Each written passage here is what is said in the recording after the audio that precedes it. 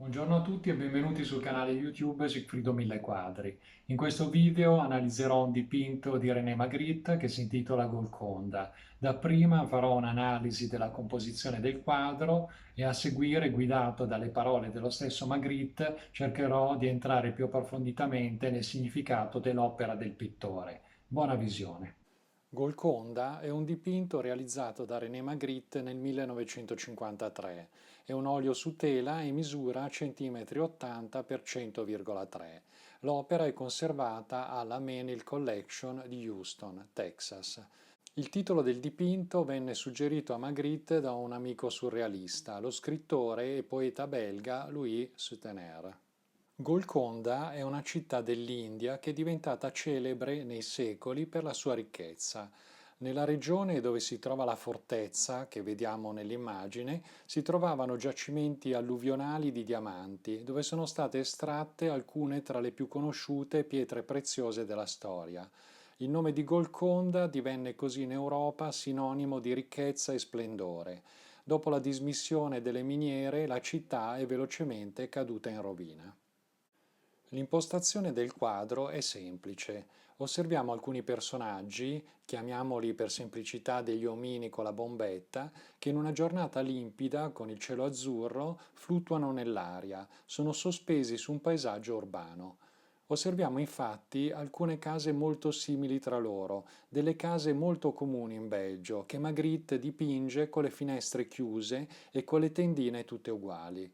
Vediamo poi anche il profilo di una casa che occupa interamente l'estremità destra del quadro e che a mio parere rappresenta una vera e propria quinta scenica. Noi osservatori, spettatori di questa sorprendente vista con gli omini sospesi, siamo al di qua dello spazio e ci troviamo in un punto di osservazione che potrebbe corrispondere ad una finestra di una casa. Secondo alcune interpretazioni, noi potremmo essere a nostra volta dei personaggi fluttuanti nell'aria, immaginando quindi di averne accanto degli altri. Ma la presenza di questo profilo della casa sulla destra mi fa pensare che Magritte abbia voluto proprio porci come puri osservatori, spettatori distaccati di questa bizzarra, imprevista e soprattutto spettacolare situazione. Queste sagome umane che occupano lo spazio sono il fulcro dell'opera e credo sia importante analizzare a fondo la loro disposizione. Intanto notiamo che si tratta di personaggi maschili vestiti allo stesso modo ed anche con la stessa posizione delle gambe e delle braccia. Ci sono piccole differenze individuali se osserviamo nel dettaglio. Qualcuno tiene sotto braccio una cartelletta o borsa da lavoro, qualcuno tiene le mani in tasca. Anche le espressioni e le fisionomie sono leggermente diverse. Sono però tutti dritti in piedi, portano cravatta, camicia bianca, soprabito ed una bombetta in testa. Sembra di vedere, come colpo d'occhio, la stessa figura solo orientata diversamente nello spazio, qualcuno è rivolto a destra, qualcuno a sinistra. Vediamo tantissime di queste figure che occupano interamente lo spazio visivo.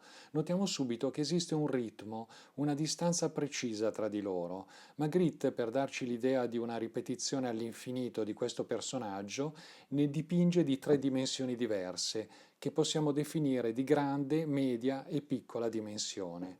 Queste tre tipologie vengono poste rispettivamente nello spazio su tre piani paralleli posti a distanze diverse da noi osservatori. Se ci concentriamo sulle sagome più grandi, vediamo un piano ideale che è posto appena dopo il profilo della casa a destra. Su ognuno di questi piani gli omini sono posti a distanze regolari, sia in senso orizzontale che verticale. Partendo dal basso vediamo una prima fila con tre omini grandi, una seconda fila con altri tre, una terza ed infine solo i piedi degli omini grandi della quarta fila. I personaggi sono posti inoltre in modo alternato, in modo che il primo omino della prima fila orizzontale sia sulla stessa verticale del primo omino della terza fila e così via. Questo crea visivamente una griglia serrata che riempie lo spazio visivo. Se spostiamo il punto di osservazione in prossimità delle case di fronte, notiamo un altro piano parallelo al nostro punto di vista, dove sono posti, sempre ad intervalli regolari, sia orizzontali che verticali, i personaggi di dimensione media. Notiamo come queste figure proiettino la loro ombra sulle facciate e sui tetti. In questo modo Magritte ci sta dicendo che nell'ambito della visione fantastica che ci propone nel quadro, questi omini sono reali perché proiettano come un essere umano in carne ed ossa la loro ombra. Non sono fantasmi, sono davvero personaggi sospesi nell'aria. Oltre ai tetti delle case possiamo individuare un terzo piano ideale sul quale sono posti, sempre ad intervalli regolari, gli omini piccoli. Ne possiamo contare 12-13 per ciascuna fila orizzontale. Magritte, per accentuare il senso della profondità, non solo li dipinge più piccoli, ma anche con una tonalità più sfumata, applicando una sorta di prospettiva aerea. È stato osservato che questi personaggi occupano lo spazio come una sorta di pioggia. In realtà non abbiamo alcun indizio che ci possa far pensare che gli omini caschino dall'alto o al contrario che stiano salendo. In realtà la loro postura è quella dell'uomo borghese che aspetta l'autobus alla fermata per andare al lavoro. Non c'è alcun indizio che ci possa far pensare che siano in movimento. Sembrano piuttosto essere sospesi nell'aria come se fosse la cosa più naturale del mondo. L'interpretazione di Golconda non è semplice. Cosa si cela dietro questa potente invenzione degli omini che fluttuano? Che tipo di riflessione vuole stimolare in noi Magritte? E cosa dire del titolo Golconda? L'ambito di riflessione che immediatamente stimola il quadro è quello dell'omologazione. Un grandissimo numero di personaggi, tutti uguali, fluttua su una città che a sua volta ci mostra le sue case uguali l'una all'altra. Il bersaglio di Magritte sembra essere la società borghese. Ognuno di questi personaggi pare vivere una vita cadenzata, stesse abitudini, stessi abiti, stesse distanze, stesse case e finestre, stessi codici di comportamento e pensiero. L'uomo con la bombetta di Magritte annulla ogni tipo di oggettivazione della propria identità personale.